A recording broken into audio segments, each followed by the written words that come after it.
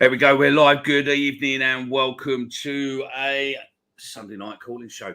This is your show where your opinions count, your matters, everything else. We've got a few different rules that we're going to try and come up with today to try and keep hold of the chat so that we don't misunderstand a point you're saying or doing. So, good evening to everyone in the chat so far. So, Carl, Connor, Ted, you are the three early birds in there. Good evening to you. Right then, it's been forced to be announced. It was quite weird, I suppose, because hello, Dan, you're right, and Daniel and everyone else. It was quite weird yesterday. Jones was 1-4 on, and everyone you spoke to was going, yeah, bookies are never wrong. Bookies are never wrong. And then in the space of 2 hours, Edwards has gone from 9-4 to 2-1, didn't he, Ben? It was, wasn't it? 9-1, wasn't it? 9-1 to 2-1. Yeah, it was pretty close in the betting, wasn't it? And then obviously there was 2 days of obviously sustained Jones chat, and then Jones went into 1-4. And then yesterday morning, obviously I stuck it in the group. He went out to 9-1, Edwards, and then by full time he was odds on again. Yeah, and it was weird because I think a lot of money maybe got piled on Edwards because obviously Jones was at the Birmingham game. It looks as if you listen to Richard Cowley's podcast, which obviously don't do now, listen to, later on, or just listen to us, and then you don't need to listen to it really because there weren't a lot in it, to be honest. And Adam Barrett is staying, and it looks as if we are getting to pretty much ex-Chelsea youth development people as coaches. We aren't getting a manager. We are getting a head coach, which, if I'm honest, it makes sense because that means now that Aldo can do his role, what he was employed to do in the first place, rather than obviously employed halfway through Gary's reign and it was sort of thrown in a position. He can now do that because he is director of football as well as such, and I think director of operations or something, wasn't he? Yeah, like director of I think it's like football operations, head of football operations. It's a weird job title which basically simplified down translates to director of football. Yeah, pretty much. I mean, years and years ago, I used to sell double glazing when I was about 17, and my job title was an exterior design consultant. But I was a double glazing salesman. In the morning, I went around knocking on doors, and in the evening, I went round basically sitting in people's houses and forcing them to buy double glazing and make huge amounts of commission from it. So, yeah. But, yeah, it was good. I only got removed from a house once by the police. True story. And, it was good fun. But that's another thingy. Right, then. Let's crack on and welcome aboard. Stephen obviously is there. We don't need much introduction with Ben because he's here, but he's not been drinking. But ladies and gentlemen, just for your popular, utter demand and to prove that we have not locked him away, the one and only Negative Dan is back.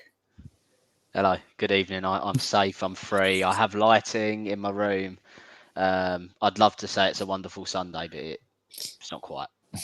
Can I just jump in before we move on? Mickey, you were talking about just then your job in a previous life as a double glazing salesman. If there's anyone in the chat that's looking for a pyrotechnic expert and a firework expert, if you can message Ben at the end of the show, he's the go-to man on this bonfire night. So I could load your video up here, Ben. Yeah, you could do it at the end of the show, mate. See how it goes. Yeah, we'll leave you hanging, everyone, to the end of the show. But yeah, it means you have to stay. Yeah, if we get the numbers right up, then we'll do it. All right, but yeah, Ben's your go-to man on this bonfire night, and for your New Year's. Yeah. Well done for buying lights. There we go. Well, rumour has it this is the firework that Ben's just launched, has landed outside, is lighting up my room now. So. Look, Dan, see, they're all in here. Look, Dan has upgraded the torchlight to a side light lamp. Yeah, nice. You know what I It's mean? all going on here. So well done, Dan. Wait, did Craig Valley beat Charlton? No, it was drew 1-1. 1-1. It was 1-1.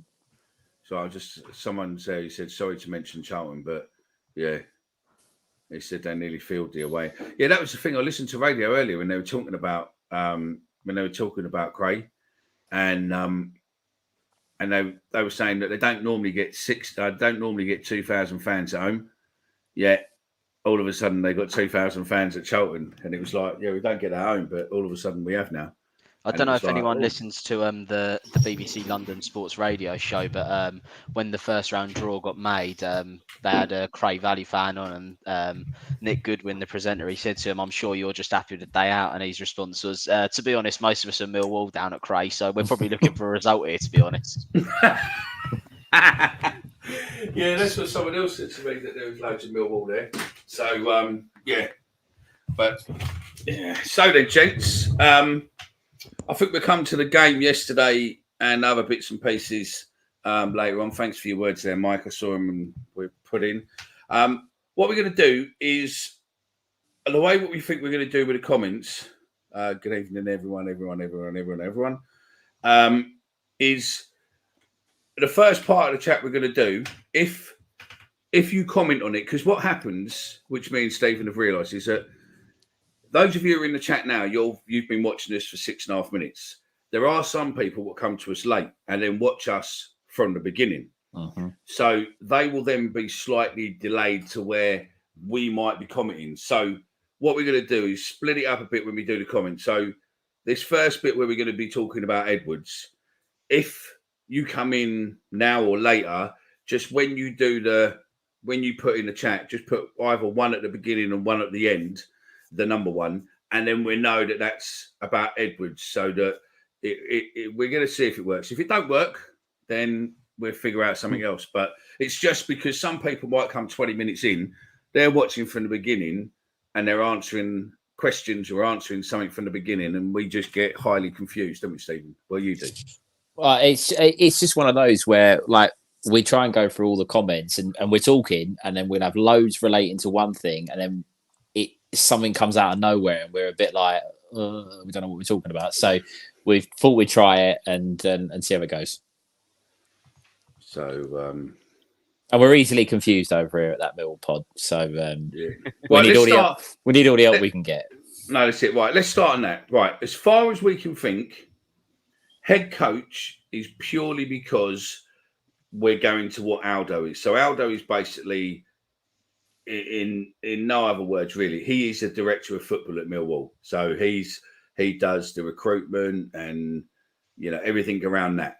So what we think is Edwards is coming in as head coach, not manager, because of the structure can be changed, or the positions can be changed now. So he's pretty much the manager in all intents and purposes, apart from Aldo's job title sort of covers the director of football and recruitment and scouting and everything else. So I think it's just easier to have a head coach rather than a manager, because then that lets Aldo fulfill his position. But anyway, Dan first, and then I'll come to you, Stephen, and then you, Ben. Personally, I'm quite excited to have Edwards. I think it's quite a bold move from the club. I think it's a different route.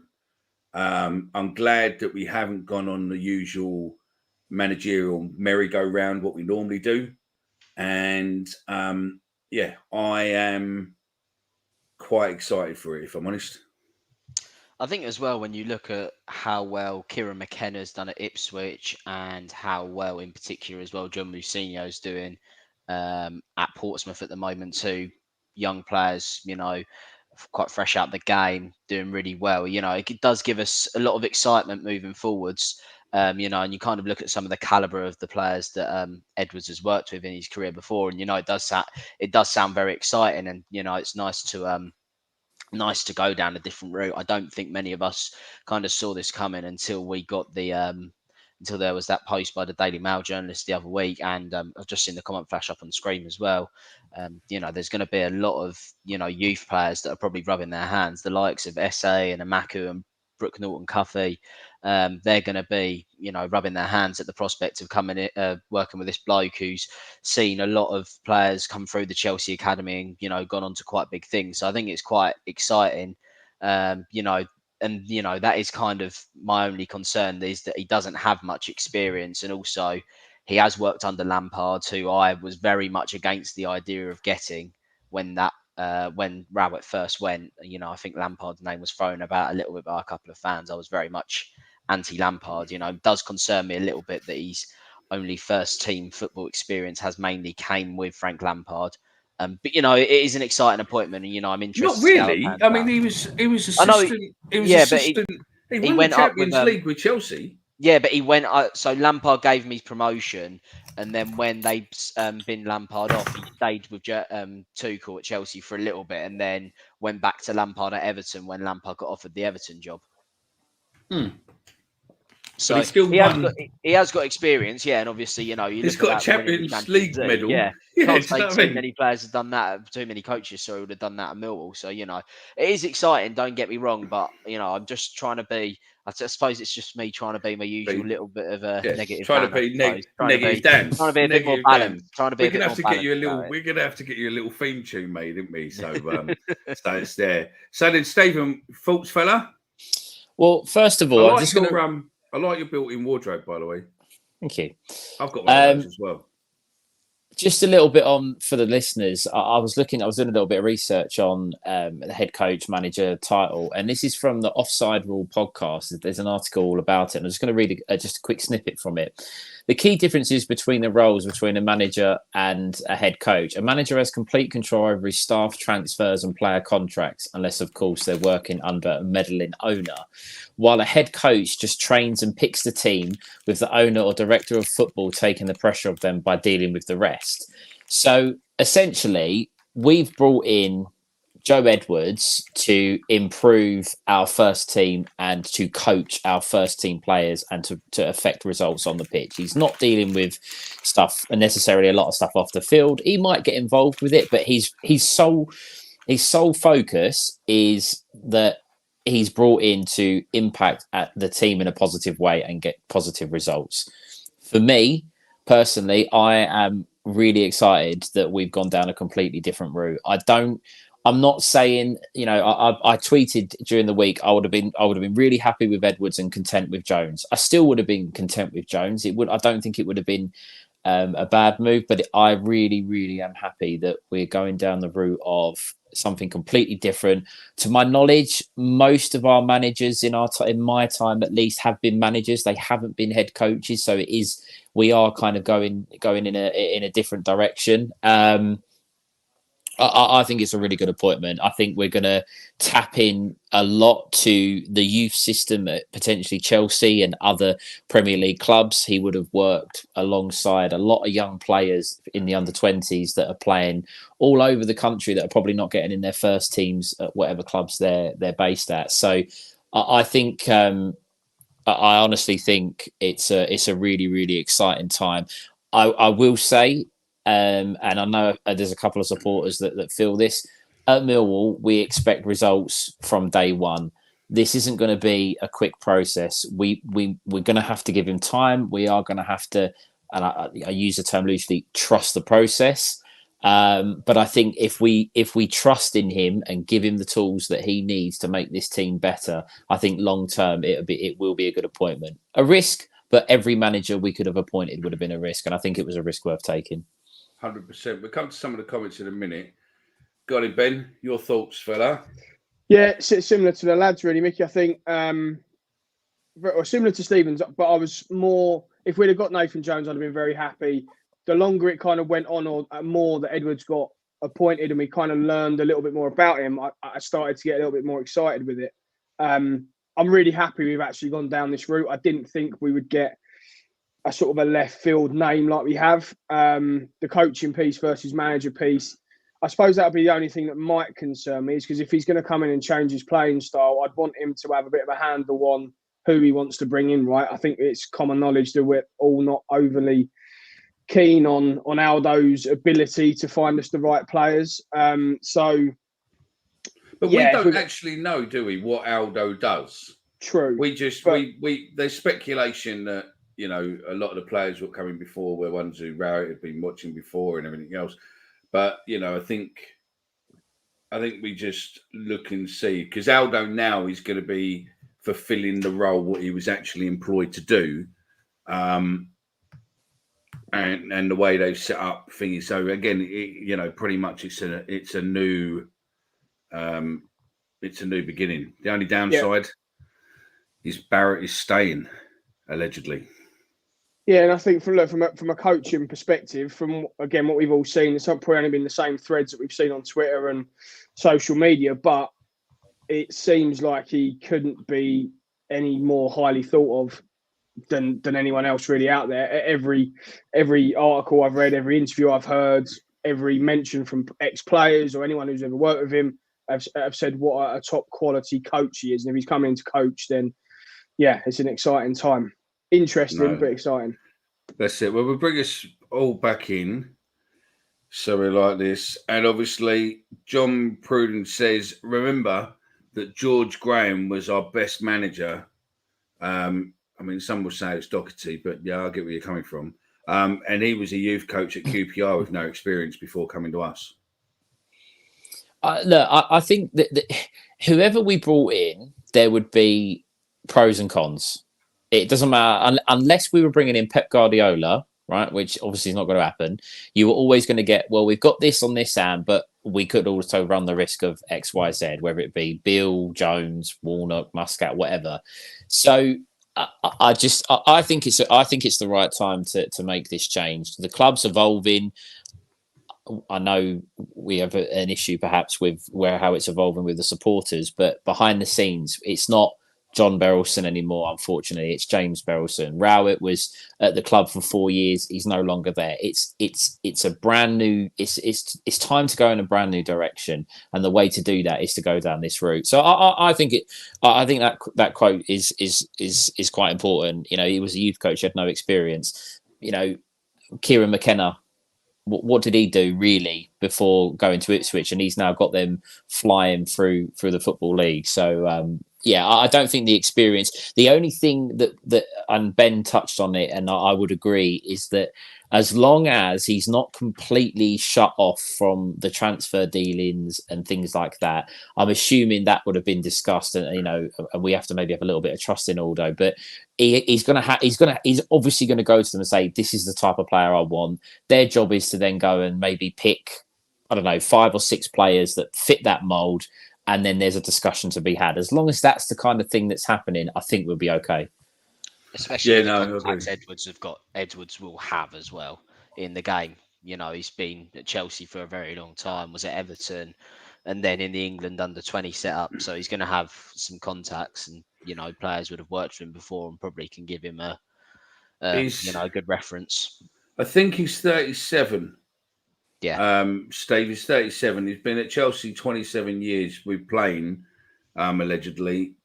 So yeah, he came out of football at about 16, didn't he? Really, and then sort of went straight into coaching. Done a few little bits lower league or whatever, and then went straight into coaching. So yeah, I mean, I'm really excited with it. I think it's probably the boldest move Millwall's ever done with a manager, probably apart from George Graham, maybe. Well, yeah, I mean, look, I think for us here, that's probably a little bit before our time. So I'm only really focusing on necessarily who I've seen and how I've seen the club run. This is not something that I ever thought I would see in my time supporting Millwall. Time will tell if it's the right decision, but we've got to back him. Those going to Sheffield Wednesday, I know there's a few, three of us lads going up there. I think there'll be an expectation, but also there'll be people there that they want to support him, and that's the right way to go about it. We have to support this guy, and you know, the next home game, whenever it is, get behind him. Okay, you know, you don't want to turn up and just be sort of clapping for the sake of clapping or cheering or whatever, but give him time, get behind him, and I think we'll be all right. Here's an interesting comment for you boys. He needs to build the team around Esse. He's our most creative player and hasn't played a minute in 3 of the last 4 games. I'm sure Edwards will see the potential. Now, what's your thoughts on that then, gents? Let's remove it so we can see your lovely faces. Are you on a laptop, Dan? I am, yeah. I'll tilt it down. Yeah, one just second. tilt it down. Yeah, that's better. That's better. Yeah. I'm happy to start on that one, Mickey. Listen, we all know what Esse's potential is, but I think you've got to be very mindful in the championship and how physically demanding the championship is to chuck in Esse, Amaku, and think that we're going to pin our hopes on these young lads. Yes, they've got all the potential in the world. Yes, they're great players or going to be great players, but Amaku started against Blackburn and he had probably the worst 45 minutes since getting into the first team, didn't he? He really struggled. And I think you've got to bleed these players in slowly, I think, sometimes. And again, you look at the impact they had first game of the season. That seems like a fucking long time ago now. But you look at the impact they had coming off the bench and having that pace and bit of directness. Yes, I think they're going to be the future of the first team. But I think we just need to be careful about chucking them in and expect them to do amazing things week in, week out. No, I agree with you. I agree. And I agree completely with what Mark said. That was probably my biggest fear with Jones, because he is supposed to be an absolute nightmare of a fella, really fiery and all that it potentially could have upset the dressing room. Again, you don't know what's what. But the fact that I think he's been at Chelsea so long and I think he's probably got such a great relationship with them, hopefully it means that they will use us as their feeder club maybe and we get some of their youth. And just on that as well, I mean, one of his roles at Chelsea, I put in our WhatsApp chat earlier, one of his roles was loan manager, which means he manages or is like that conduit when the young lads are out on loan at the clubs and find out how they're getting on, reporting back to obviously Chelsea with match reports, etc. So, if he can tap into that, yeah, great. If they can spend another £1 billion on 20-year-olds, I'll be delighted. Colin, Stephen or Ben, Stephen or Dan even, who wants to come in on that other comment about Esse? I'll take it. You know, I think it's quite similar to Ben. We all know Esse's potential, but you know, this lad's developed a lot of young players, and I think Esse will be rubbing his hands. And you know, I think he's going to be looking. Obviously, we'll have a good look at the squad this week, and I think he's going to be looking at ways where he can possibly fit in. Esse, Imaku, Brooke Norton-Cuffy. You may see Mitchell get a few more games in the midfield again. You may see Adam Malachi get a few run-outs at left-back, particularly while Brian's out the team. So, you know, it's going to be a lot of change. A lot of these players, they still haven't played much men's football, and it is an absolute brutal league. I read a little bit about on Edwards earlier saying when he was going into that Chelsea loan manager role, I went and watched a player that he sent out on loan to League One, and he said that player competed in more 90 minutes of like heading duels than he'd ever made him doing training. So that was a massive learning curve for him. So I think it's just little things like that, you know, hopefully if he can help shape the young players to be more physical and stuff, and cope with the demands of the league, as well as obviously improving their kind of, you know, technical ability, the way they read the game and stuff like that, that'd be fantastic. No, that's it. I suppose you're right there. Just on the physicality piece as well, there's a thread, I don't know if you saw that, Dan, but where he talks about, so when he was the manager of the under-23 side at Chelsea, they played Plymouth, and he said that he knew it was going to be a really physical game. And he said in the pre-match warm-up, he made them sort of, get used to doing a lot of heading and when he's in the change room and things like that. So again, he kind of, if that's his level of detail, and understand that he knows that they need to do that, it's only going to be a good thing for the young lads. Massively. I think there's real thinking about this, if I'm honest with you. I think that we're still looking at this new training ground. Okay, I don't think it's started yet, but it will be starting shortly.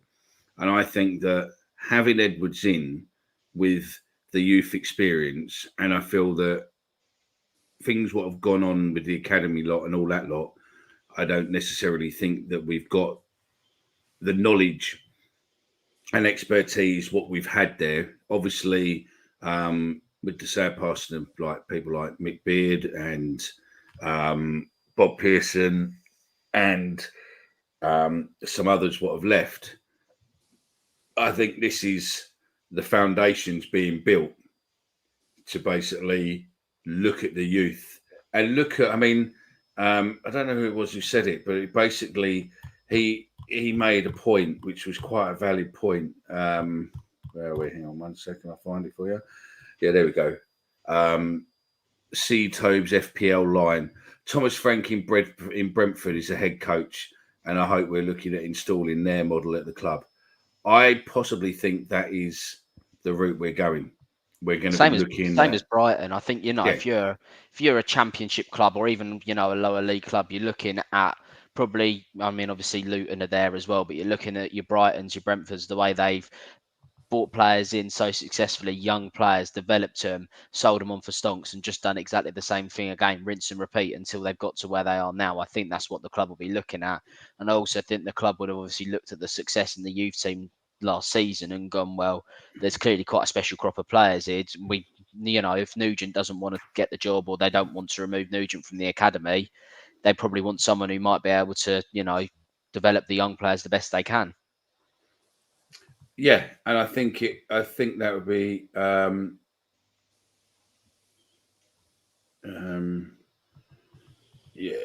think it's just going to be a rebuild process, and I think that rebuild process is focusing more on the youth, looking at bringing it. I mean, listen, with the fact of Joe Edwards coming in, if I was a youth player now in the team in the under 23s now, and performing week in, week out, the likes of Mitchell, who's out on loan, I think he'll be looking at potentially coming back because he didn't get on with Rowett.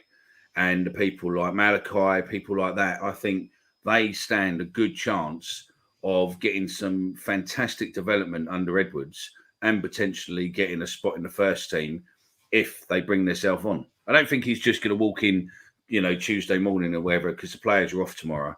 So I don't think he'll walk in Tuesday morning and go, right, this is the team for the weekend and fill it full of, loads of youth players. But I do think the youth players are going to get a lot of confidence to be able to bring through. So, I'm just gonna say on that, I don't think we're gonna have a huge overhaul in terms of or a big change. I think there'll be opportunities for the youth. And I certainly think in the FA Cup, because that's the only cup competition we've got left, if we don't get a favourable tie, rather than what Rowett did in the Carabao Cup and played most of the first team, and obviously it didn't work, I think you'll see changes. But I don't think he's necessarily going to come in and reinvent the wheel and start playing all the youth team players. I think what he will do, I think he'll give them an opportunity. I think Adam Malachi is one. We have a problem at left back because Joe Bryan can't keep himself fit, and Murray Wallace, let's be honest, we'll come on to it later on in the show. Everyone goes down his side now because everybody knows that he's got no pace and they've got him on toast. And Longman's also a bit of a headless chicken when he plays. Yeah. So I will touch on the game later, but I thought he was personally a bit lucky not to get a second yellow card yesterday. Yeah, absolutely. So I think Adam Malachi is someone that may get an opportunity because it's a problem position for us. I think you'll naturally see Amaku and Essa, I think, get a little bit more game time, but I don't think it'll be coming in and saying, right, all the youth team players and they're going to get in the squad and they're going to do this. No, I don't think they will, but I think they're going to get some really good development from people. From people who are absolutely used to dealing with the youth, and the fact that Andy Myers is coming in is obviously another development player at Chelsea, and was he a Chelsea right back? Wasn't he? I think he was a defender for Chelsea when they were in the Premier League in the 90s. I also think someone like this, who's clearly coming in, as I say, to focus on getting the players playing better. This is where the likes of, I think, Zian Fleming, Casper De Norre, Not that Casper's been very good, but I think those kind of players that clearly have they've got something about them. They've got, Fleming's not being the same, but he's still got something about him. Casper's come in and been excellent. I think a head coach of someone like this, who's used to, as you say, developing players, is going to get hold of them. I think he's going to make them look better players as well. I don't just think it's the really young players. It's perhaps the players you look to in games to drive us forward. Which I think is exciting. I think it's exciting. No, so do I. So do I. UK Firebird. On that, I don't know about Harding or Denor, but Fleming was definitely Rowett and Brussels, wasn't it? Yeah. I also can't imagine Harding was much older, given Rowett managed him at Birmingham. No, I can't. I mean, what Aldo is Aldo is a very, very modern day tactician or tactical director of football. They will look at stats. So basically, it will be, the likes of the manager or the head coach, whatever, will go, we need a player like Saville or like whoever, being able, around those numbers, can you find us one? And then basically what they do is they will create a shortlist, and then that shortlist will go and get scouted, and then they basically look and see which one's within their price range and which one potentially they will get. That's how I think Aldo runs his department. I don't think it's, him traveling up and down the country making decisions on his own. I think it's very, very, very data-based, because everything now is data-based. The players running, how much they run and all that. I mean, there was an interview with Gary Rowett a while back on a different show where they were talking, and he was going, a lot of the fans don't understand when we take a player off. It's not because, they're playing shit or the fact that we really want to take them off. It's just that they might have run over what we want them to run in that game. So if we've put, that the player's going to be running 8 kilometres through the 90 minutes and he gets to 60 minutes and he's on 9 or 10 kilometres, you've got them risk of injury. So then they pull them off. Everything nowadays is so data focused. It's unbelievable. But that's across the board, isn't it? Let's face it. They all wear those thingies, don't they? The tracker vest things that get monitored, and so I don't just necessarily think it's just Aldo. I think that's across the board, and I would imagine having someone that's coming from an England setup. Yeah, okay, he's only been there for a few months, but he would have obviously seen how advanced they do it at England level, and maybe he can bring some of those practices into to us. Again, not reinventing the wheel. That's not what I want, and I'm sure the listeners don't want him to try and do anything major. But if he can bring in those little tweaks that can perhaps take us forward, that's the difference. No, 100%. I mean, Harry's got an interesting point or question here, and be interesting to see. I mean, just put yes or no in the comments. And I'll shoot through the comments in a minute so we can catch up, because I'm running about 10 minutes behind on comments. So yeah, Harry, happy to sacrifice the season for him to get his ideas across, as long as we're not in danger of relegation. I think I would be the same. I'm gonna jump in on this one quickly, just because I feel quite strongly about this. Can I just do that, and then Ben, come in on your point? Yeah. So I think personally the bottom 4 this season in the Championship are absolutely rubbish. I think Wednesday, Rotherham, QPR and Huddersfield are probably the worst 4 teams by quite a distance in this league. I think QPR have a bit of hope now. They've sacked Ainsworth, and they seem to have got a bit manager that might be slightly better suited to players like Chair and Willock in that squad. So they might have a mini revival now, but I can't really see the bottom 4 changing too much from them. So that's why, when we've had the names like obviously we all would have loved Muscat as our manager, I think. But we all know his style of football is very different. And obviously now we've got Edwards, and we know he's probably going to try and play a very different way of football. I think it's quite interesting. We're taking this gamble now, and that is just my opinion, that I think the league is so poor this season that if you want to take a gamble on the manager, I think this is the season to do it, because I don't think you're going to be in any danger of relegation. If it gets to March and you are in that battle, then you probably call Neil Warnock then. Or if it gets to the end of the season, it really hasn't worked, then you just go again then. But hopefully we're talking about a long-term appointment here for Millwall that can develop players and make us a team that might be good to watch. Lions Raw put an interesting point there as well. We need to remember that yes, SA does it away with England, but he's playing against people the same age as him. The Championship is a different kettle of fish altogether. Go on, Ben, your point on Rowett and Edwards. I was just reading some of the articles again earlier, and something that stuck with me, what Rowett said when he left, it was on his TalkSport interview, and he said that the club had agreed, and he had agreed that they wanted to take it in a different direction. Obviously, it's since come out that Rowett and Edwards were on the same pro licence course. Do you think this has maybe been a little bit in the pipeline, or there's been discussions maybe a little bit longer than we might not have known, and it might have been presented to James Berylson before we'd have known, and if Rowett has known this kid, he might have said, look, I know someone, he'll go straight into this job, you want to take it in a different direction. I don't know, I might be putting 2 and 2 together and getting 5. There's just little things that I've read and I've kind of gone, well, maybe actually. I think this wasn't a decision made during the 2-week break over international. I think this has been ongoing potentially since the Blackburn result and the fact that we missed out on the playoffs for the 4th year on the trot.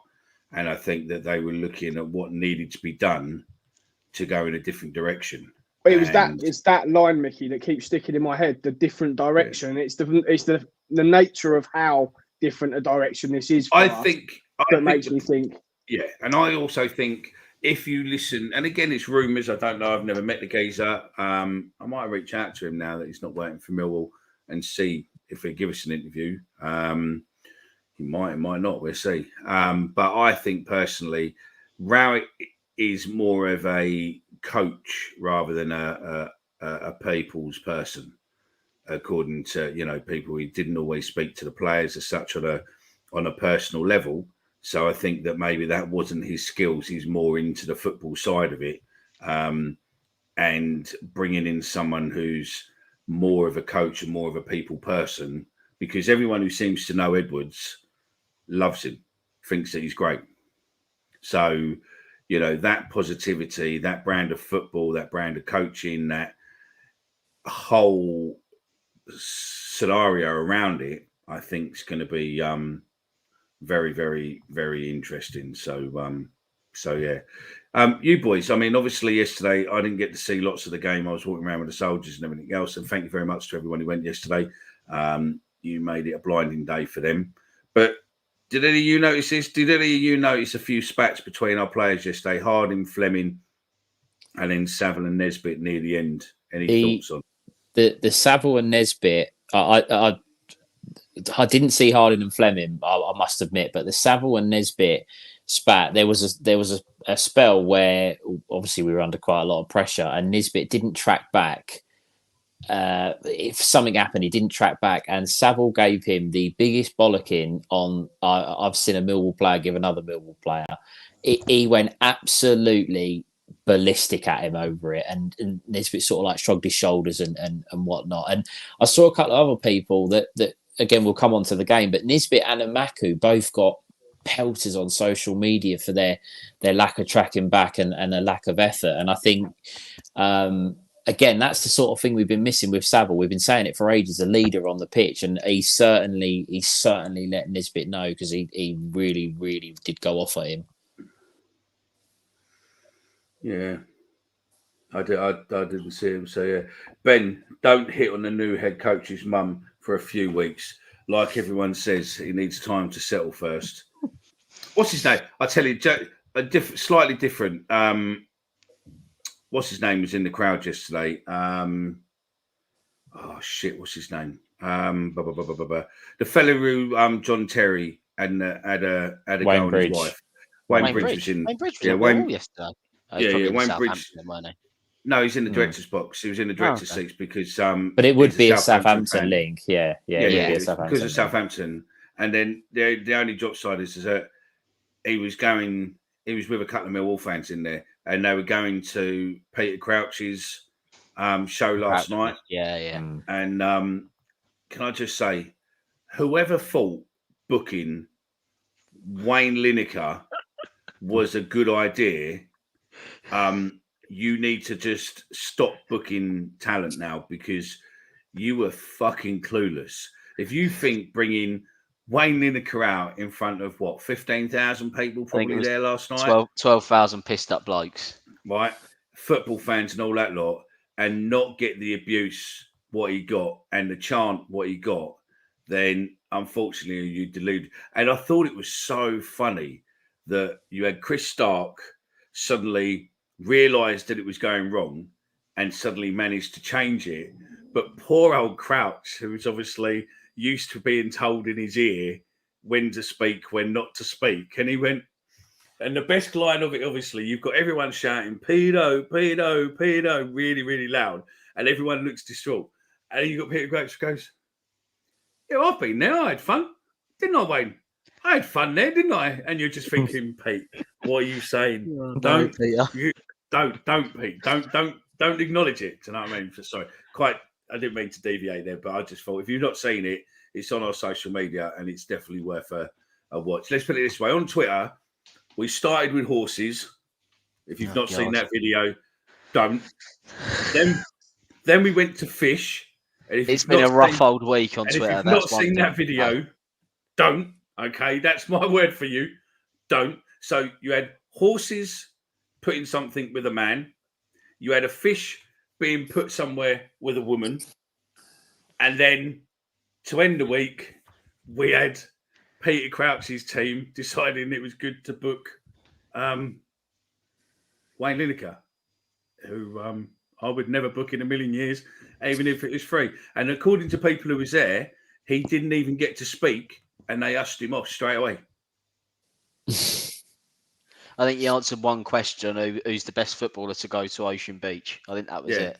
And then he thought he'd try and get in and say Grealish. And I bet Grealish agents and PR guys are going, no!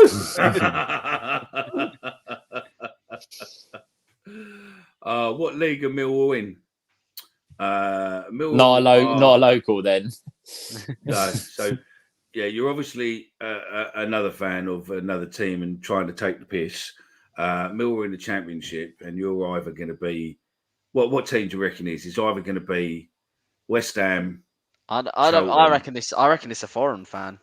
Maybe. Let us know where you are, or let us know what team you support. Go on, see if you're brave enough, or we might just come back and go, "Oh, I'm in Japan."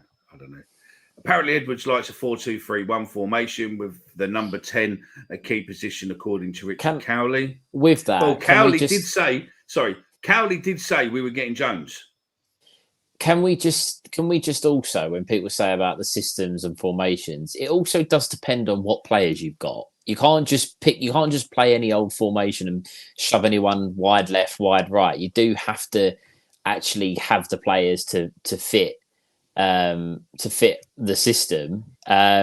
Bobby, Ben is the Tom Bradshaw expert, so I'll point to Ben and let him take that one. Oh, well, it's going to be bad, isn't it? I think. Well, that's the thing. We saw it with Nisbet yesterday. Like, you know, Stephen's just mentioned it there, and I did see it about Saville. Obviously, gave him a bit of a bollocking. But like, if you play up top in a one on your own, you are going to have to put that work rate in. You know, and that's one thing you can. And that's one you can't knock with Bradders. No, you can't knock Bradders for that. Obviously, I know Nisbet probably has his other strengths where I feel like. And if you get Nisbet the ball in the 18-yard box, I think he'll be better than Bradshaw in the 18-yard box. That's just my opinion. But I think if you ask a striker to run the channels and create space for your teammates, I'd be saying Bradshaw's much better at that. Mill Holdings, I think the song that will be rolled out is Joe Edwards, your football is shit. Oh, you've robbed that off me. You've robbed that off me. No, I don't think. I think we'd give him a try, to be fair. So, yeah. Mars was a left back, Mickey. Thank you very much. No E in my name either. Thanks. So you'll be blocked. I don't have two black ears. I know I've got earphones on, but my ears are not black. Okay, so I haven't listened to that podcast yet, Mickey, with Cowley. So he said we played a 4-2-3-1, or that's what he's been playing. That's what he's been playing. Yeah, basically, what it. I mean, no disrespect to Cowley, I don't think Cowley really knows a lot about him, and the other lot had done the podcast don't know a lot about him, because it seemed to be that they were just quoting off the articles what have been around. There was a big Premier League article earlier that I read. Yeah, he's read that, and he's read the other one and all of that. I mean, there is a scouting guy what we're trying to get on, and again, these threads on our Twitter feed, what you can see, and we'll post it somewhere else in a bit as well. See if we can post it up here on the show notes so that you can go in the show notes and have a look as well. But I think he's all been caught off guard, because I think he was looking at Jones.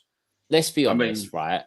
Nobody really knows a lot about this. No, you can't. No one can say, how good he is or what he's done. I think it's a bit of a strap in and let's get ready for the ride type thing with him, to be honest. Strap in. No. We're trying to find some sources who have been close to Edwards or understand Edwards through their youth setup. That's a very good point that MFC 1885 makes, and I like that. And I think it's been noted, especially on the back of yesterday's game, that Cooper isn't particular captain material, is he? No, he's not. He's not. No, and he hasn't been for a long time. Yet they keep on giving it to him, and I don't know why. Longest serving player, probably, that I imagine. But I don't always buy into that, though, that giving it to the longest serving player. That doesn't really, I don't understand. I've never understood that logic. That doesn't make you a captain just because you've played for a club for a long time. It doesn't mean anything to me. To be honest, this is nothing against Coops, because, obviously overall he's been a good player for us. And, I think we're going to have a chat again, possibly about Cooper, like in the not too distant future. But I think, to be honest, in terms of players that played yesterday, I feel like Cooper probably would have been in the middle, to be honest, of who I'd have probably picked as captain, who was on that pitch yesterday for us. I'm interested in that. Richard, explain a little bit on that. Are you talking about a ground share with the youth setup, or are you talking about a ground share with the first team? I know Wasps do want to move into Kent. That is something they've said they want to do, because they need to reform. I'll be interested on that. Where they're going as well would be interesting. But they were looking at somewhere in the Sevenoaks area, I believe. Well, just so happens that Millwall. Well, just remember that Swanley's in pretty much Sevenoaks postcode. To be fair, some of it around there I think is a 10. But where Millwall is, they've got shitload more land over the other side of about another 60, 70 acres the other side, what is probably big enough to build a stadium. So who knows? I don't know. But I don't know if that would be a thing. I think they're staying at Den now. They've got all the development rights and all that tied up. So yeah, but I'll be interested to know. Let me know what's what. Yeah, it all felt very convenient. It was almost 4 years to the day that Rowett left. Didn't Rowett say contract wasn't renewed? So I agree with Mickey. Plans were probably in place and may explain our position. Didn't Rowett say after he left? He said if the club want help in any way, he did. I would help him. And I don't think the club was particularly prepared for Rowett's departure. Hence why this has taken near enough from one international break to another international break to get it sorted. I think this Edwards has applied, and Rowett's gone, I know him. He was on my pro license. Obviously, he's a good young lad. It might be worth a conversation with, and obviously he's probably proved his money's worth in the interview. There's probably a lot of conversations that need to have been had with the FA as well. I'd imagine you can't just be approaching coaches. And I'd say that probably realistically, Andy Ambler was a help in that because of his position at the FA. And obviously Steve sits on the EFL board, so he probably knows everyone in the FA as well. So, he's been doing these roles for a while. So, I mean, there's probably a lot more clicked in. And but to be positive about it, Mickey, as well, there's probably a lot of it the club wanting to keep it under wraps, because if we'd have gone after him, there was 3 clubs in a week that were pretty much looking for a new manager, right? If we'd have gone after him and we'd have put his name out there, people might have started sniffing about and go, who's this young lad? Why do Millwall want him? So, yeah, it could be a lot of reasons. Yeah, I was watching Sky Sports News. Rowett was on, and he said Joe Edwards is a fantastic coach. I mean, let's not, realistically. I mean, allegedly, you see some of the coaching videos. Gary Rowett is a good coach. Wow, Arsenal for life. Arsenal for life. Tell us about Cuffy. Obviously, I take it you must be an Arsenal fan. But yeah, Nah, he's He's Spurs. a Spurs fan. He's Spurs fan. Oh, that's going to hurt him, innit? He's gone now. He ain't coming in all. Cuffy, he's gone. Again, Mickey, I didn't see the interview with Rowett on Sky today because he was on the panel when it got announced that Edwards was a new. Mate, that was weird, right? They done breaking news, and he was in the studio, and he was right next to him, and that you see, that's now I wonder if that's what I mean. It's all aligning. It's all aligning. Yeah, but I wonder if the only reason it's suddenly come out now, because it could have come out yesterday. Quite happily, it could have come out yesterday. Because I can't see any bit of business being done between yesterday and today. I reckon personally what was going to happen, the club was going to announce tomorrow, right? Because journos close to the club and all that heard there was going to be an announcement Monday, Tuesday anyway, right? But the fact that Richard Cowley Richard Cowley would not come out unless the club's gone, Rich, put this out for me, right? And I reckon that the only reason it come out was to beat the fact that Rowett was on Sky News and probably knew. And obviously, because he's paid by Sky, that they want that little bit of an exclusive. No, we knew before Rich anyway, Mickey, so it didn't matter. No, yeah, we did, yeah. But we didn't. We didn't put it out there because obviously we thought, well, we'll let Rich do it. But yeah, Mill Holdings, yes, it was that, and 12,500 people shouting it. So yeah, it was. It's very, very funny to watch, and the awkwardness on every person on that stage was thingy. So yeah. Penguin is a day trip. I don't care, mate, if he's a day tripper or not, as long as he buys it. All right. I like day trippers; they're great. Put a kebab in our half, and Nesbitt will soon be back.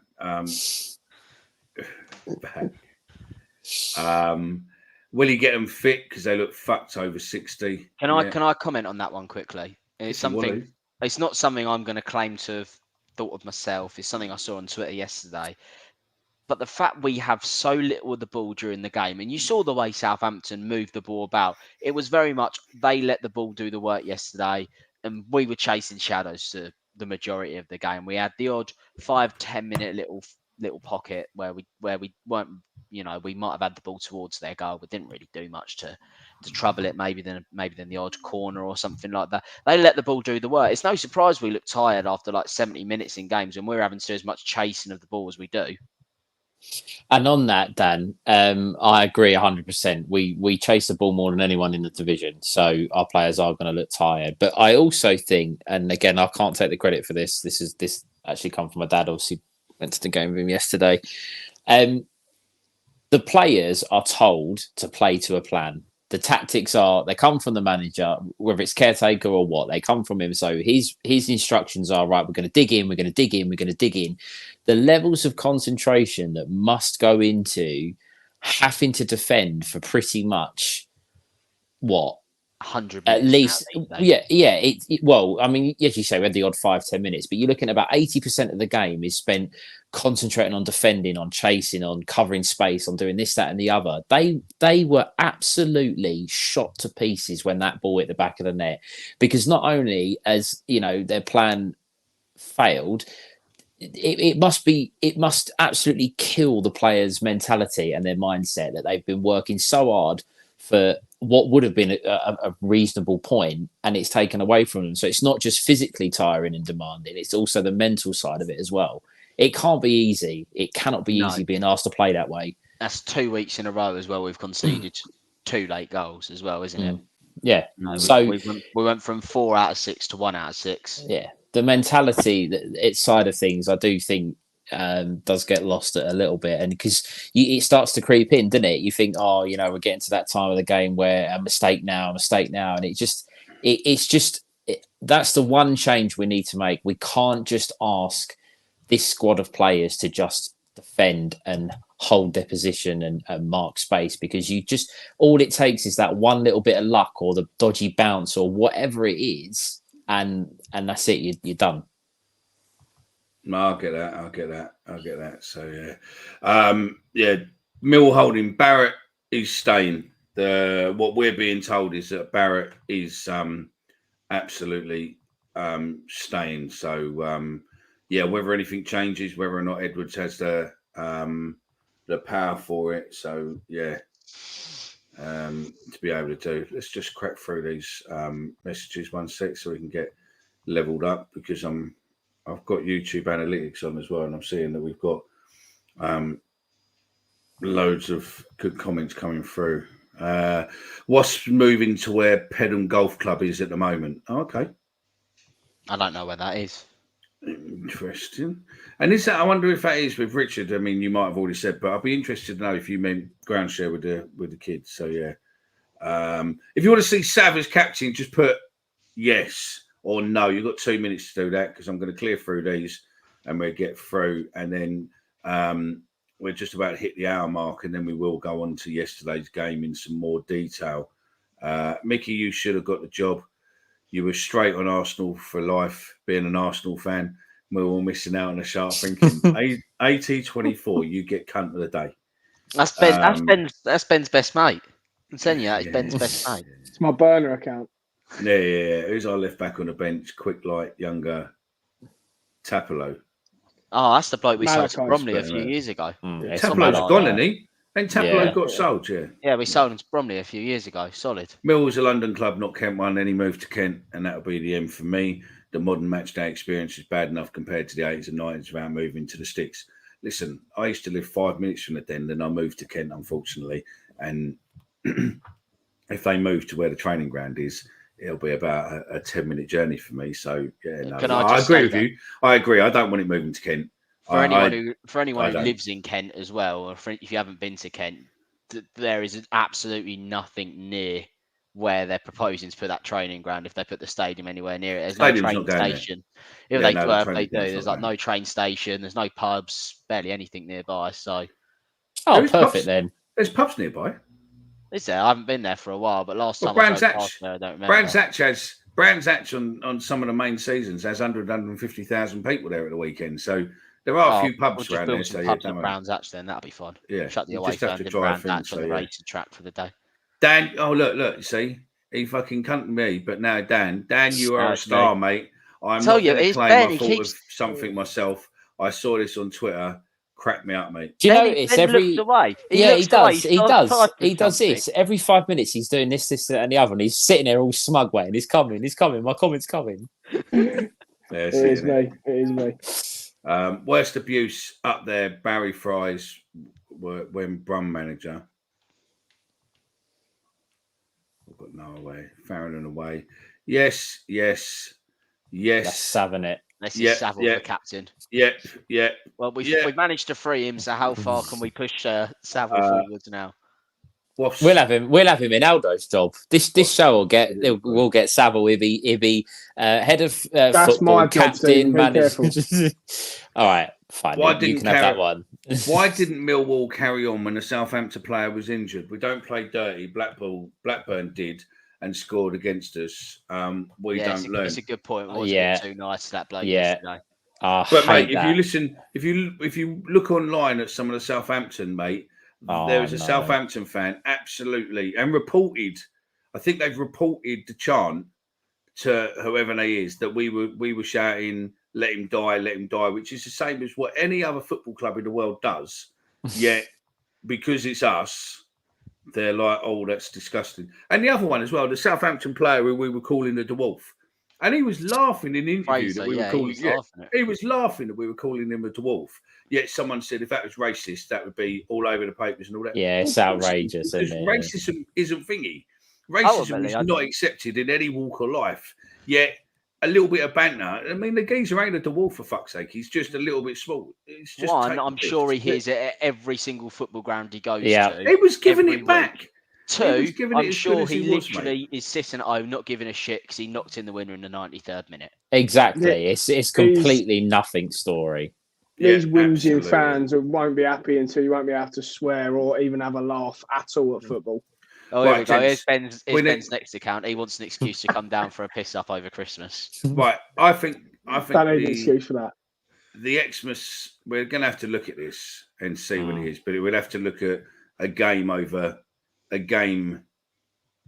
coming up towards the Christmas period. Well, I had a look at this. We play, I think we're at home the first and third weekends in 16th December. That's looking quite nice. I think it's the second, which is Sunderland, and then the 16th, which is going to test me now. I don't actually know who it is. There you go. They're the two perfect. December. A 1-0 home loss to go out for a Christmas party after that. That sounds fantastic. We will be there. Yeah, we'll probably do the Huddersfield then because we might be able to win that more so than playing Sunderland. To be honest, well, actually, I don't think we'll win a home game yet. We've got the joint most amount of home losses in the Championship so far this season, joint with QPR, who are really. And there's your negative Dan blast for the show. He's back. Oh dear. Is that going to be the live show, Mickey, where we're going to be in a pub or something? Yes, mate. All dressed as elves. Yeah, and what we're going to do is we're going to go to a pub. We're going to charge the fans £150 a ticket each, and then basically we will then go away for Christmas onto a cruise from the money we make. The charity will be the Mickey Simpson Fund. No, don't put my name in it. Fucking hell. No, my name's not going anywhere near it. Whose name should we put on this? We'll put Omer's name on it. The Omer Foundation. Yeah. I forgot we're live. I can't say what I was going to say then. But yeah, no.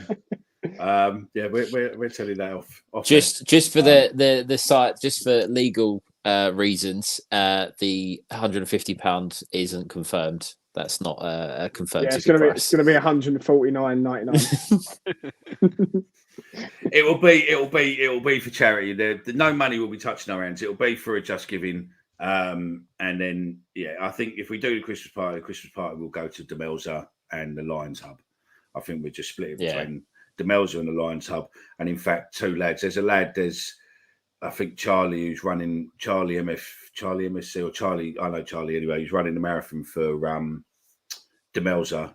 So I just use his Just Giving page, and then that would be that side of it for there. So yeah, we'll do that. So yeah, we'll see if we can get some auction stuff and see if we can get an ex-player down as well. And again, bear with us though. If it is shit, don't blame us because it is our first one and we've never in our life done this before. It'd be bad enough trying to get microphones and lighting so you can see Dan and hear him, but we're also can we just point out that if we do a live show and Dan is there, a requirement as well as buy your ticket for charity is to give Dan a hug. Yeah. You have to give him a hug. So everyone in the pub. I was lacking him at Watford. We had Hug Dan, and I only got one hug, and that was from my very own Joe. So, I mean, I got a few, and we scored, obviously, but outside of that, I'll give you one on Saturday, mate. Thanks, mate. And then you can rob me of my money for saying Leicester wouldn't get promoted. Yeah. Oliver Small, you've got extremely big eyes on your profile picture, fella. He won the Champions League, mate. He was the assistant to Tommy Tuchel. Yeah, there we go. So, and also he's done a few of the Chelsea's under teams who have done very, very well. I mean, to be fair, if he's good mates with Thomas Tuchel, do you reckon Harry Kane might skip going back to Tottenham and then just come straight back to Millwall when he's had enough of Germany? He is on fire, isn't he? He is. It just shows really if you put him in, if they had got some good players around him at Tottenham, he could be scoring that many goals for Tottenham. To be fair, 15 in 10 appearances. To be fair, though, his record at Tottenham was pretty good. He did score a lot of goals there, but he is on fire. Yeah, he's on fire. Goals. Chris. Remember, hold on. He learned it all at Millwall. You got to remember that. It was all done at Millwall. That's it.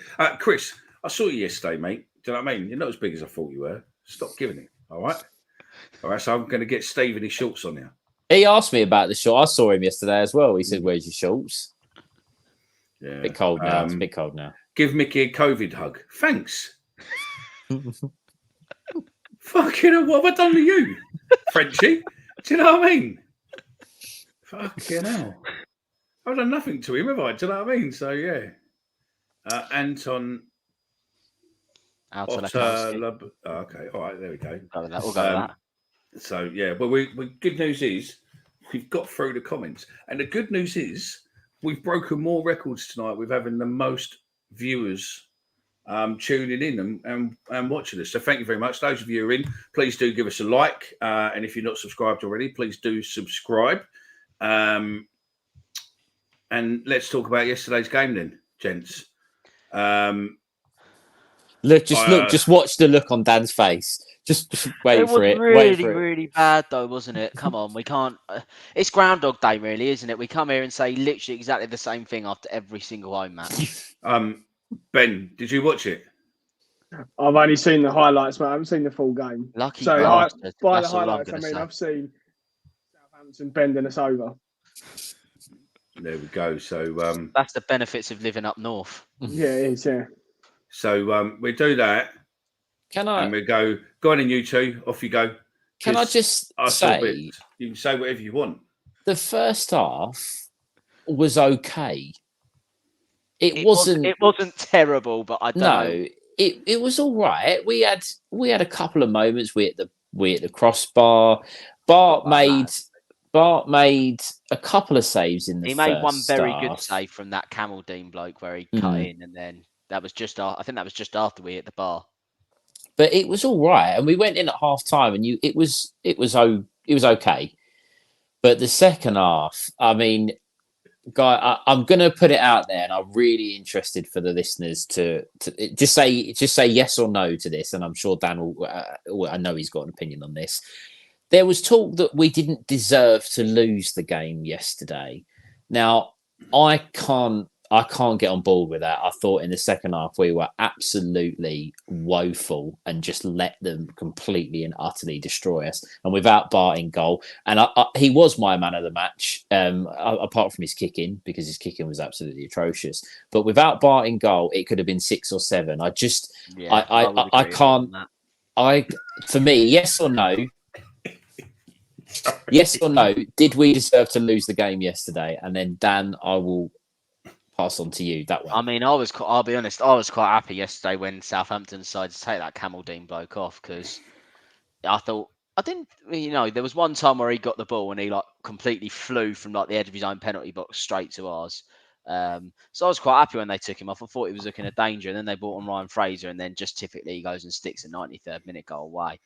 But it's another toothless performance at home from us. Yeah. We showed so little playing on the crowd. It's a sold out one. There was 18,905 because there was about 3,000 Southampton fans there. Yeah. I've imagined that's got to be top 10, if not top 5 attendances at the new Den, to be completely top honest. 7 at the weekend. So it was 7th, was it? Top 7th at the weekend of all the games. Oh, yeah. Okay. What, in the championship? I imagine in the history of the stadium, it's got to be top 10, if not top 5. Oh yeah, probably. Just run through some of these comments quickly. Jonathan Fraser says, less of the dwarf jokes, please. Be the bigger man. Tony W says, life's too short to have a pop at a dwarf. Jonathan Fraser says, my mum and dad were dwarfs. They struggled to put food on the table. They are bad. But the reason I want to get in, I got moaned at yesterday for calling the Southampton player a ginger trap by a Geordie girl wearing a Newcastle top under her coat. Okay. What is Millwall coming to? See, day trippers, you see? Day trippers. Yeah, technically that comment, what you said there is technically you could get banned if you said that in the stadium. Mickey could go to Uncle Fester. Right, hang on. Where's this? There's a comment. Mickey, met you yesterday. Have a great podcast for true Millwall fans. Keep up with great work. And again, the Millwall fans did the forces proud. They did. Right, hang on. There is a one for you. Mickey, trumpet was better than a bugler. Good call. Thank you very much.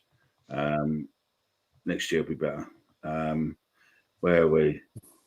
There it is. Message for Ben. Ben, if it's 150 quid for a ticket for the Xmas do, I'm going to need more than £2 an hour to be your burner account. We'll talk about that, 18. We'll talk about it, mate. Oh, dearie me. EFL put extended highlights on their YouTube channel. I mean, we've had enough suffering anyway as it is recently, so I don't really want to go through that again. No. And there was a comment. That's what I've watched. There was a comment just put up there and said based on effort. And look, we deserved a draw based on effort. Good said that based on effort for all our games. I feel like a lot of games this season, there's been a lot of half and a lot of puff. Yeah, exactly. But there's just been absolutely no quality. It's exactly the same for the Blackburn game. I didn't really say much after the Blackburn game on here, but just cast your mind back to it. I know obviously. Were you on it? I don't think I came on after the Blackburn game. No, I did the Friday one, but I don't think I came on after Blackburn. And there was a lot of huff and puff that night. But the way they moved the ball in comparison to us when Blackburn got the ball, and yesterday, I know obviously Southampton have spent a lot more on their squad. There you go, I'm in charge now, I'm the boss. It's about time that Southampton spent a lot of money on their squad. Blackburn haven't really. The way they moved the ball about was, scary how well they moved the ball about. It's a bit concerning how we struggle to move the ball about, and we can say there's a lot of huff and puff, and but with players like Longman who just run around, we've got a couple of I don't want to single out players on here, but we have a lot of players that just kind of run around and try hard, but there is only so far that running around and trying hard can get you. I just want to follow on from that, Dan.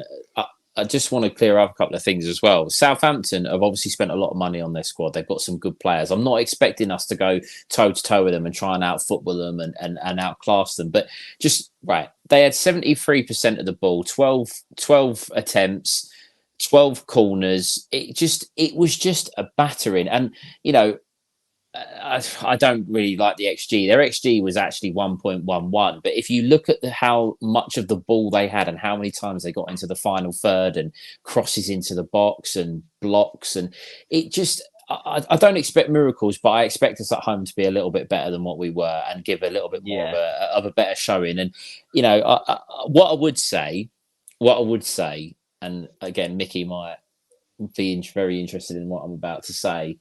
I thought, again, Danny McNamara had rather a good game. I thought first half looked pretty good. And it's no coincidence that the guy who they kept giving the ball to him and McNamara had him in his pocket in the first half. And then do you notice how in the second half, they didn't even bother to try and go down our right-hand side. They switched it over to the left because they knew that Murray Wallace was the weak link. And then all the problems come down the left-hand side. And they had Carl Walker-Peters on that side, who's top of the list this season in the league for most dribbles completed. Yeah. It's no coincidence. As I say, I don't hate Danny McNamara. I think he over the last couple of games, he has certainly been one of our better players. And it's no coincidence that Southampton completely changed their tactics and decided to go down our left-hand side in the second half. Let's just get some of these comments on one second. That's where we can look for Adam Malachi to come in. As I said, I touched on it earlier. I thought Longman was very lucky to be on the pitch, to be honest, because he came on. He got a stupid booking. Straight away. Had one of his crazy shots from 25 yards out. Hull fans warned us that he's not great. He'll run around a bit and he'll try one spectacular every game and he'll get a couple of goals a season. It's looking like that at this point, to be honest. He tries the one worldy a game, doesn't he?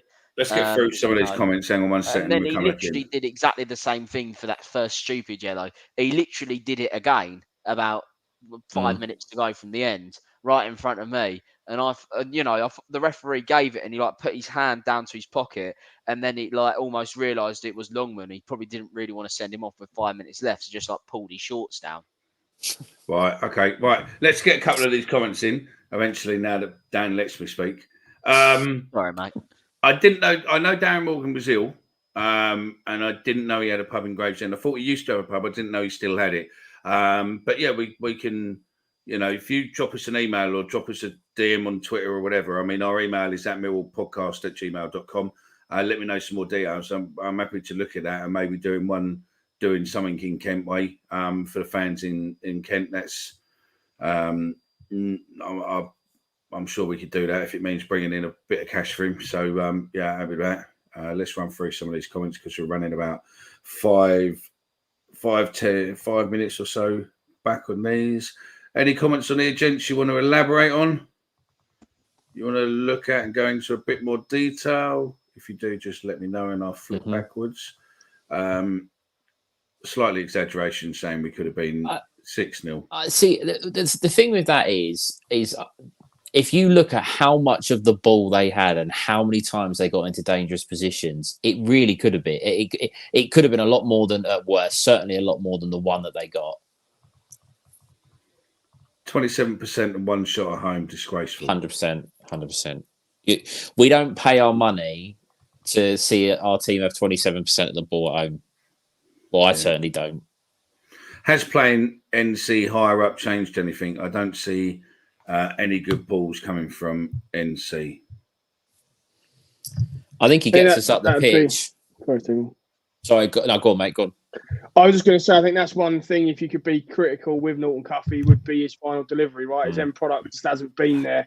He seems to be great at what you were just about to say, Stephen. Gets us up the pitch. He defensively, I think he's brilliant. He's got the pace to get himself out of tight situations or get back at an attacker. But I think ultimately that's what's going to let him down. That's why I don't think he's going to make it at Arsenal, because his end product just isn't anywhere near good enough, is it?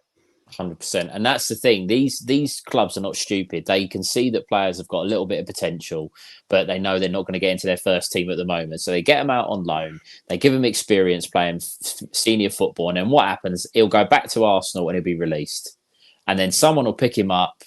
If he'd come in and was getting was on 3 or 4 assists already, the Arsenal scouts will be going, hold on a minute, we've got someone here that we might want to have a look at for the first team. But that's what happens with. Again, we could benefit from it. With going back to Joe Edwards, there could be a couple of lads at Chelsea that fall into that category that we could pick up. But yeah, he gets us up the pitch. He's got a bit of pace, but unfortunately, his end product it's just not there. It's just not there. Mill Holdings, what happened to the other pretty boy who's on the show usually tonight? Joey's watching Married at First Sight. So he's. Can I just quickly go back to Edwards? Sorry, I know we're trying to stick to one topic, but something's just popped into my head on the whole Edwards situation. Probably the most person that we could probably compare him to is Steve Cooper, because he's came from that England youth coaching background. When Steve Cooper came into Swansea, he used a lot of them contacts that he had in the England youth setup to get players like Ryan Brewster in on loan and stuff like that. He had Swansea playing good football. He got them into the playoffs a couple of years, and then ended up at Forest again, got some good loans in, took them up, and now he's signing, players that have had decent careers, maybe not quite hit the heights. Why could there's no reason why Edwards possibly couldn't be doing that for us in a few years. I just think there's clearly a blueprint set, and obviously everyone's looking at kind of Ipswich at the minute, but if you want somebody who's literally could be a perfect mold of what we're looking for in Edwards, Steve Cooper's right there.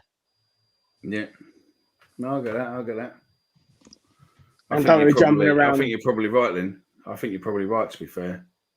He signed. I think they signed Callum Hudson-Odoi for about $5 million in the summer. This was a bloke who was Bayern were bidding like $45 million for a few seasons ago. Because Hudson-Odoi knows Cooper knows him and can probably get the best out of him after a bad few years. There's no reason why. There's probably a couple of Chelsea players that were in that Chelsea setup. Obviously the Chelsea youth setup's pretty ferocious in its own extent, isn't it? I think it's interesting times ahead. I think it's going to be a very interesting transition period. I think is probably the better word, isn't it? It's going to be an interesting transition period over the next over the next 6 months, year. I mean, again, until he's announced, we don't even know how long he's signed for. I was literally just about to ask that, Mickey. I was about to say, what do we think he'll get? Will it be 3.5 year deal? Millwall don't tell you long deals, still they? If they say 3.5 year deal. If they say long term, then normally long term is 2 years. What 2 plus 1, isn't it? Was he 2 plus 1? Then on to a rolling in the end, wasn't it? I reckon it'll be like a 3.5 year deal. So it gets this season and then another 3 after that. Or maybe it's 2.5 years with an option for another.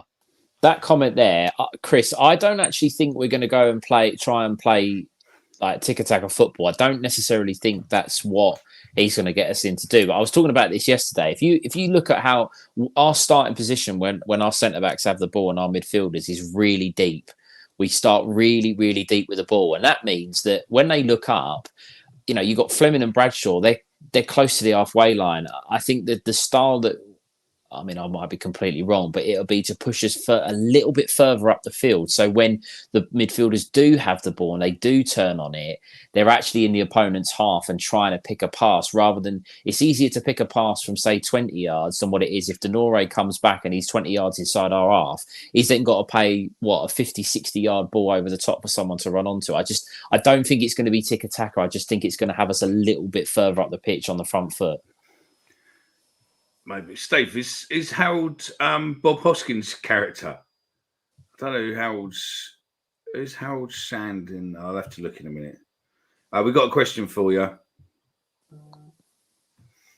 Benjamin, you can go first on that one as you're a Fleming aficionado. Yeah, I'd sell him. Nice in-depth question and answer there. Well done, Ben. Mate, I've said it a few times, mate. I think that sort of money for us, I think you just have to take it. I think you've got to look at it as this was my big point in the summer when the Burnley money was sniffing around. It was, will Fleming single-handedly drag us into the playoffs or into the Premier League? No. Could we reinvest that money in 2 or 3 players that could do it? I think we're in a much stronger place if we get that money and reinvest it in 2 or 3 positions that need strengthening, we're going to be in a better place. So that would be Ben, my we're not opinion, playing so Football Manager, mate. We can't all do what you've done on the game. So yes, I'd sell him. Yeah, and I've just checked it. Yeah, the Harold thingy is Bob Hoskins' character. Yeah, good film by the way. If you've not seen it, I would sell Fleming for more than that. To be fair, I think that would be too low. Ben, let me ask you: would you sell Fleming for 8 million then? No, I was actually about to add to that. I don't think I'd sell him for 8, but if it was knocking on towards the 9, 10, then yeah. I'd probably settle for 12 unless we're in really deep shit and it's like a situation where we can't sell him or we might be in a real relegation battle. Mr. Nat is a good point there. Look, he said there is a 10-metre gap between Bradshaw and Fleming. What is Bradshaw going to do by himself? He needs to get closer. Say this for every game so far this season, couldn't we? But this is what I was saying about the fact that we start with the ball so deep. So it means that Bradshaw is so isolated because everyone has to come back to pick up the ball. It just doesn't work. And I'm not going to sit here and say I don't know anything about Joe Edwards. I don't know how we're going to line up on Saturday. I don't know what he's going to try and get him to do. But the first thing he needs to do, he needs to get Fleming or Essay, or whoever it's going to be, and whoever's playing up front have got to be closer. There has to be some kind of link up. Fleming and Bradshaw scored between them last year 33, 34 goals, whatever it was. Why are we not trying to get them two into the game and linking up with each other? I cannot understand it. They're so far apart, they've got no chance. And every week, Bradshaw, again, I'm sounding a bit like Ben here, but Bradshaw's up against 6'4", 6'3" centre halves. He's got no chance because any knockdown, or if he does win the header and flicks it on, who's there? No one's there. It just trickles through to the goalkeeper, and it's so frustrating. It really is. You got a voice recording of just what I say. I listen to it every night, mate. It's fun. Chris Brown's got a valid point there. I mean, we should sell Wallace for a set of corner flags and a box of Mars bars. To be fair, I think is coming to the end, isn't he? The end began last season, realistically. I think. Sorry, Mick. I think under Edwards, I think there's a few players that are coming to the end of their Millwall careers, and Murray Wallace is certainly one of those that falls into that category. Can I put you on the spot and ask who else, Stephen, before we quickly move on? Sean Hutchinson. Yeah, I think he's going to be the next one. This might be a little bit of a controversial one, but I don't know how much we'll see of Ryan Leonard.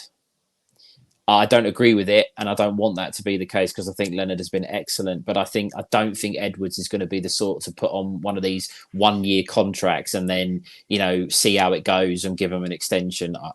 I think those three are definitely within a shot. And I'll be honest with you, And as much as I love the guy, and Ben, I'm really, really sorry, but I think we might see the end of Tom Bradshaw in a Millwall shot. I don't think we'll see him past this season. This is his last year, right? I think he is in the Yeah. last year of his deal at the moment. Yeah. And I think Rowett potentially, if he was still there, would have looked to open contract talks, not Edwards. No, Yeah, mate, you're crying, I like didn't Bradshaw sign a new deal last season? Because he had 6 months left in January. He signed a new deal. So it depends really whether he signed a 1 or 2 year deal. I do get what you're saying about Leonard, Stephen, but I think if he wants to try and play a bit more progressively from the back, I think Leonard might actually be one of our better centre halves to potentially have doing that. To be honest. I agree. I do agree, but I think Edwards. So, what do you think? Like, he might use him till the end of the season, and then like end of the season, he might go, "Thank you very much, you've been great, but you're 32. I'm looking to move towards a different strategy." Goodbye. 100%.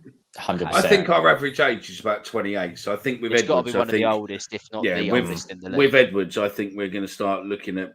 I don't think we're going to suddenly bring that right down, but I think we'll probably be looking at about 25. Yeah. He won't get it. He'll be gone as well. I don't agree with Bobby. Do you?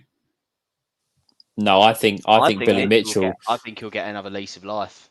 Yeah, I think he will too. I think Billy Mitchell falls perfectly into the mould of what Edwards will look to do. If he's going to go down the youth route, I think Billy Mitchell is the one he's going to look at and go, right, let's see what he can do. Here's one for you then, gents in the chat. One sec. Gents in the chat. 3 players who you would bin off at the end of the season. What 3 players would you say, thanks, but that's it now. We're moving in the direction. You're in charge and you can get rid of 3 players and 3 players only. What 3 players would you get rid of? And we don't want people saying like youth players or people like Truman. We want players that play like pretty regularly. First team squad. Injured or not injured or whatever. Obviously, we've usually excluded Barber because he's played so much. You can, if you want Bart as one of your 3, you can have Bart as one of your 3. I've got no issue with Danny Baker coming on, but it just I don't like some of his comments, but he's made about us in the past, same as Cass, etc. So but it'd be good for a live show probably because he could talk about the Millwall and all that. It'd be good there, but yeah, I'll have to speak to a couple of comedians I know to be able to do. So yeah, I'm fine. We're going to have to plan this now, gents. We're going to have to look into this. It might be short notice, but we'll have to have a look. I think it would probably be at the Blue Anchor maybe or something. Unless we can get Harry's Bar after a game. But yeah, there we go. Players coming in then. So Bart, Hutch, Wallace, Lendog, agree with Stephen, can see Brad is getting a goodbye. Bradshaw, Leonard, Saville all have last year on contract. I hope that means that Saville's not going. Can we make a note of whoever that is, please? Because that could be an instant ban if he wants Saville to leave at the end of the season. No, he's not saying they leave. He's saying they're all on last year. No, he's saying they're all on last year contract. Hutch is last year contract as well, isn't he? Yeah. There we go. They're starting to come in now, I think. Hutchinson, Tom Muzz, Bradshaw, Murray Wallace. Hi. Gaz line 22. Hi. Give them a wave in, lads.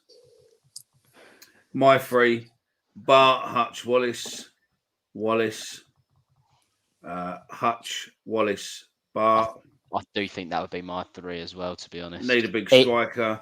He's Hutch. Another one. Murray Wallace is right on the borderline, I think, at the moment with Edwards coming in now. I think Murray Wallace might be the first one, to be honest. Bart, Hutch, Wallace. Bart would be a good goalkeeper coach. Yeah, maybe. Possibly. But it depends if Andy Marshall's going to stay on. I know, obviously, he's maybe been Rowett's fan, but... Cooper, Wallace, Bart, bit harsh, possibly. Cooper is a really difficult one. Cooper is... That is it with Cooper, isn't it? He's been really good for us. So I don't think anyone's going to say he's been bad. Oh, this one's a bit controversial. Well, not really. I suppose it's what Stephen said, to be fair. Hutchinson, Leonard and Cooper. So that's our entire back 3 from our opening day of this season. It's all going to be gone. The 3 I had written down are what Connor has just put in. Wallace, Hutch and Coops. So let me ask you both and Mickey as well, and the listeners. Thanks, mate. Sorry.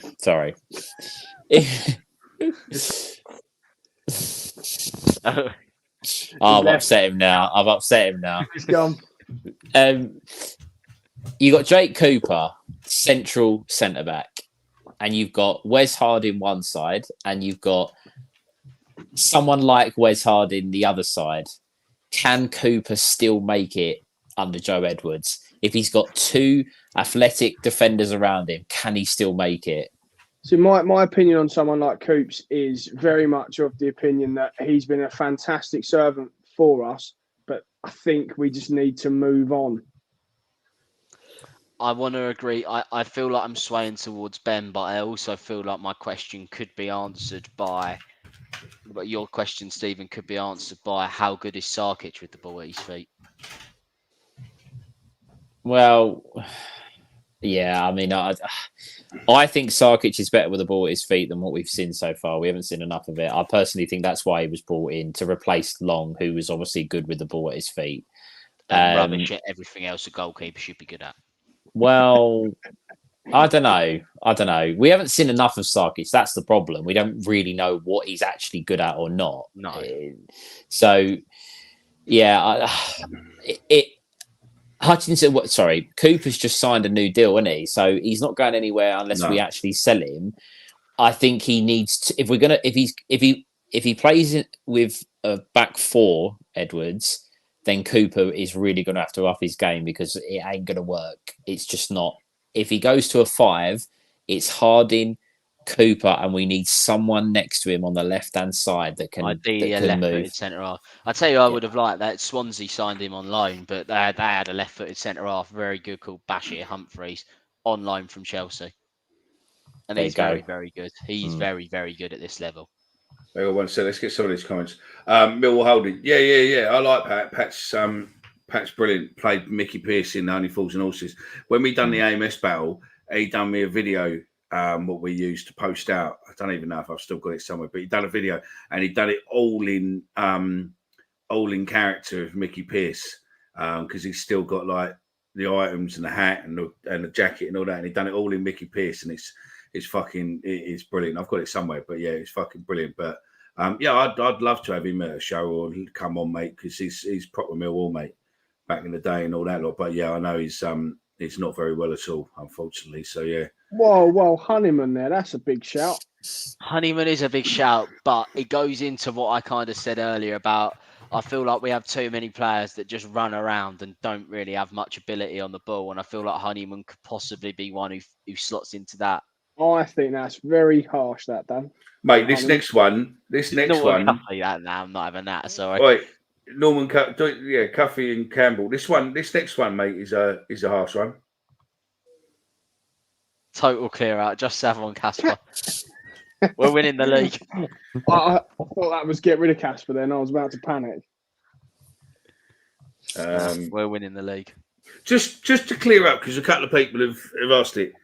Basically, Edwards is going to be the manager in everything apart from namesake.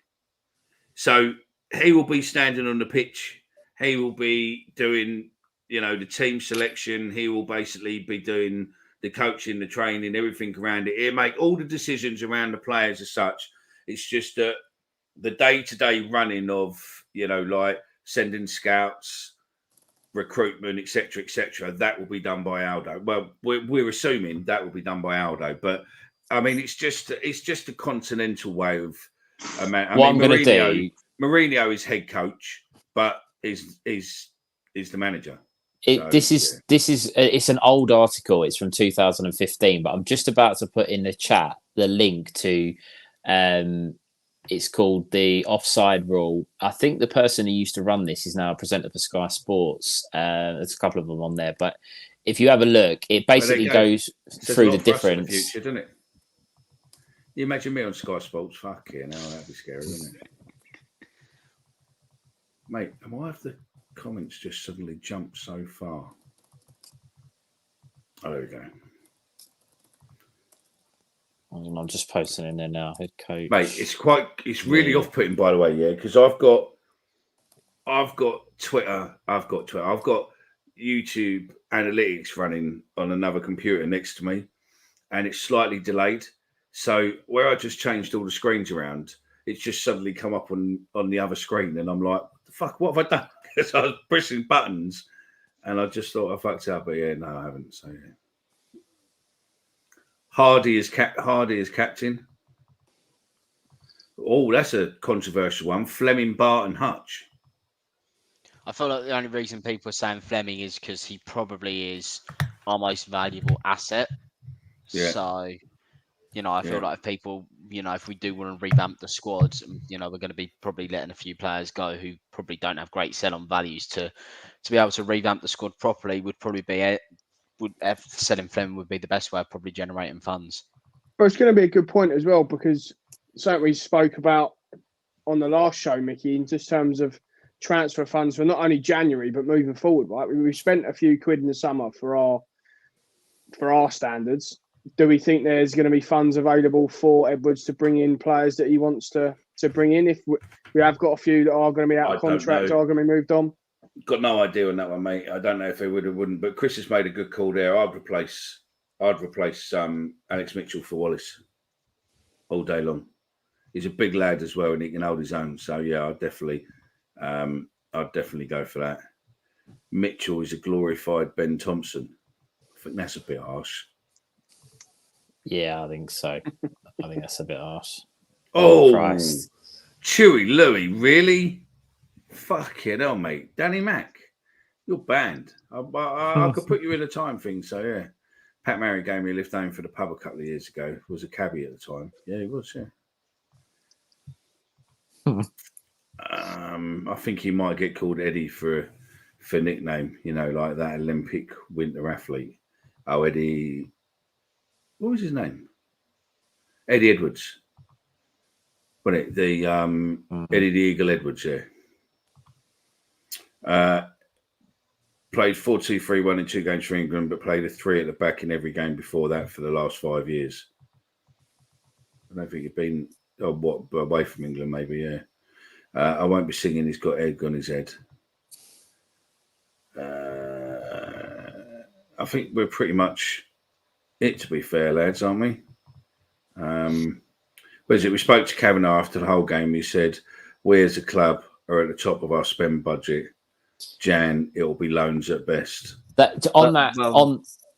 Sorry, Dan. On that, and I don't want to. I don't know anything. I've got no gossip rumors or whatever, but I think that there might be something in the fact that SA is not getting that much game time, and I think there's potential that it could be him that's sold to free up some funds. Personally, there's surely just you've been playing him to make him look more valuable. That's just what I think. That's what I agree, but I think there's something in place that with a bigger club that potentially he might be off in January, and we're going to release some funds that way. But I agree with you. You'd be playing him as well. Not both. You wouldn't sell. There's no way they'll sell both in January. I think it's more likely to be SA. I don't know, mate. Now that we might have access to Chelsea's youth squad, and there's potential that if we could sell some players to make some money to possibly nick a few youth as loan, I think there's probably every chance in the world in it. And let's hope if we are going to be signing players on loan, let's hope we can send back Longman and Campbell. Sorry, how many Ben, are we allowed? You're quite protective over Campbell. How allowed many 6 players 6? on loan. You're allowed you can only 5 have in the 5 squad. in a match day squad, so you can have 1 just have to sit in the stands if they're all fit. Yeah, Liverpool's been sniffing for Essie. I heard there was a potential 3 million bid for him, but whether or not that is true or not, I don't know. Would you sell him for 3 million? No, I'd be looking at least 8 million with a nice sell-on clause. Muscat must come to regret his decision. Maybe this is the stepping stone, and then we go and get Muscat after this. Or am I just kidding myself? Stop. Just give up. I know you want it, Yeah, I think you're probably right there, Richard. You know what I mean? At the end of the day, yeah, there's probably I think there's probably some Chelsea youth players, mate, earning more than all 4 of us put together. Do you know what I mean? Per week. Then what I the way went to that school with Jack Cook, so I remember, or what was rumoured that he was on when he was in our school team. He's definitely on more than. Go on, out, Definitely. go on, give us, go on, Well, give tell us. us. I'll stick it in the group, but yeah, No, go on, just- he'll definitely be on. They'll, especially now, will definitely be I was on about, more. I was about than to our say, first 'cause that must have been about 40 years ago, Ben. So could you at least give us a rough ballpark? I'll stick it in the group. So yeah, right. Stephen, any final words, fella? Joe Edwards, Barmy Army rolls on into Sheffield Wednesday. Hopefully, some of the listeners will be there. I'm assuming we'll be around for a live on Friday before the game. Just for me, and I hope that the listeners, if they want to listen to anything that we say, this is going to take time under Edwards. It's not going to be an instant transition into playing like prime Barcelona. It's not going to happen. So if we can just get behind him and try and support what the club are trying to do, they're moving in a new direction. Saturday's the first game of that. So hopefully it's the start of something special, and let's just get behind him. Barry Taylor, right? Listen, right? We can't forget what Wallace has done for the club over the years. It's just unfortunately that age is catching up with him, and unfortunately, in the same way it does with all of us. But we can't say that he hasn't been an absolute superstar for us on, definitely on more times than not. So yeah, definitely we'll probably do specials on him, to be fair, mate, and do a, look at their best goals or their best things and all that. I mean, was it Wallace or Cooper who kicked it back to Archer that day? No, it's Cooper. Beavers. It was Mark Beavers. Yeah, it was. You're Beavers. right. I remember it. I was ball boy that day, sitting on the halfway line. So yeah, Dan, negative Dan. Would you like to say anything? Yeah, let's just get behind the new man. It could be an exciting future for us. But as Stephen said, patience. Look forward to hopefully seeing as many of you in Sheffield on Saturday. I believe this week is the 10:02 is the party train that myself and Omar are going to be on. 1824 is going to be there. Good lad. Yeah, if you want to come and join myself and Omar and a few others on the 10:02 for some pancreas, feel free, everyone. And Ben, don't forget your hugs. Yeah, I need them. And Ben's going to roll out of bed there, the lucky bastard. No, that's it. So, Ben, anything you want to say, fella? No, exciting times, mate. I think Stephen covered it. Just, hopefully we can get behind him, give him the time that he needs. Looking forward to Saturday. We're winning 6-0. It's fine. Yeah, I think we are winning 6-0 Saturday. I mean, to be honest, there is a chance. I say it. No, hang on. No, I'm not saying that. There's a chance. I say a chance. I think it's going to get rescinded. That Barry Bannon might be suspended. And he always scores against us. When you say it might be rescinded... Have you seen the red card or not? No, I haven't. Okay, it's a very questionable red card. I'll put a link into our group chat. For anyone who hasn't seen it, go and have a quick look at the highlights. I don't think it's a red card, but if the EFL want to uphold it, and back the referees, then why not? Right. Okay. Yeah.